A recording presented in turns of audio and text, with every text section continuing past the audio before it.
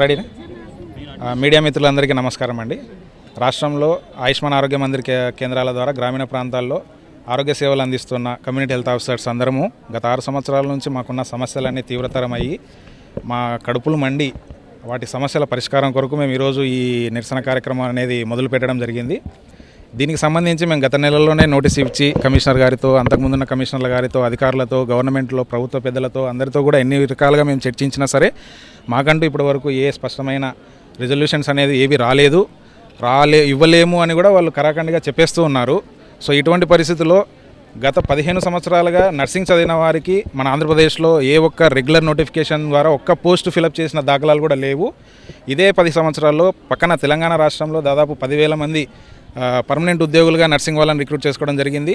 అక్కడ రిక్రూట్మెంట్ జరిగిన పరిస్థితులలో ఇక్కడ ఎందుకు చేయలేకపోయారు అనేది మా మెయిన్ క్వశ్చన్ నా తరపున. సో ఇక్కడ ఏం జరుగుతుందంటే ఈ రెగ్యులర్ నోటిఫికేషన్స్ ఏవి లేకపోవడం వల్ల వచ్చే చిన్న చిన్న కాంట్రాక్ట్ ఉద్యోగులలో మేము ఇట్లా బీఎస్సీ నర్సింగ్ చదివి బయట ప్రైవేట్ హాస్పిటల్లో 10 సంవత్సరాలు 12 సంవత్సరాలు ఎంఎస్సీ నర్సింగ్లు పిహెచ్డీలు చేసిన వాళ్ళు కూడా ప్రభుత్వం ద్వారా ప్రజలకు సేవ చేయాలనే ఆశతో ఈ కమ్యూనిటీ హెల్త్ ఆఫీసర్ పోస్టులకు వచ్చి ఇక్కడ మాకు అరకొర చాలని జీతాలు, ఆ జీతాలు కూడా ఎప్పుడు పడతాయి, ఎందుకు డిడక్ట్ అవుతున్నాయి, పని ఆధారిత ప్రోత్సాహకాలని ఒక స్కీమ్ పెట్టేసి ఆ పని ఆధారితం అనే దానికి ఎక్కడెక్కడ నుంచో రిపోర్ట్స్ తీసుకొని అవి మాకు సంబంధం లేని రిపోర్ట్స్ని కూడా డిడక్ట్ చేస్తూ మాకు అవకాశం లేదు, అక్కడ డేటా ఎంట్రీ చేయడానికి మాకు అవకాశం కూడా లేని కాన్సెప్ట్స్లో మాకు శాలరీలు డిడక్ట్ చేస్తూ అవి మీరు చేయలేదు కాబట్టి మీకు డిడక్ట్ చేశామనేసి గత 2 సంవత్సరాలుగా మమ్మల్ని చాలా మానసికంగా, ఆర్థికంగా చాలా ఇబ్బందులు పెట్టారు. ఈ 2 సంవత్సరాలు కూడా మేము గత ప్రభుత్వంలోనూ ప్రస్తుత ప్రభుత్వంలోనూ అందరికీ ఆల్మోస్ట్ సీఎం గారి స్థాయి దగ్గర నుంచి ఆఫీస్లో ఉన్న అధికారుల వరకు కూడా మేము మా అసోసియేషన్ తరఫున మేము వినతి పత్రాలు సమర్పించుకుంటూ మా బాధలు చెప్పుకుంటూ వచ్చాము.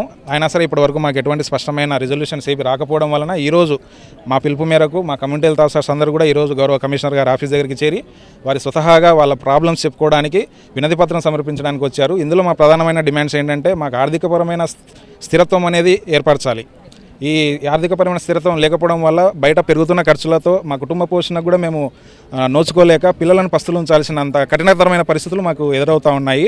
కాబట్టి మీడియా సముఖంగా మేము ప్రభుత్వాన్ని కోరుకుంటున్నది మా ఉద్యోగ భద్రతను కల్పిస్తూ 2023లో ఎవరికైతే ఎన్హెచ్ఎం ఉద్యోగులలో ఉన్న 119 కేడర్లకు 23% వేతన సవరణ ఏదైతే చేశారో అందులో అప్పుడు ఏ కారణం చేత మమ్మల్ని పక్కన పెట్టారనేది కూడా స్పష్టత లేకుండా ఇప్పుడు అదే వేతన సవరణను మాకు కూడా కల్పించవలసిందిగా ఈ మీడియా సముఖంగా మేము ప్రభుత్వాధికారులను విన్నవించుకుంటున్నాము. Thank you.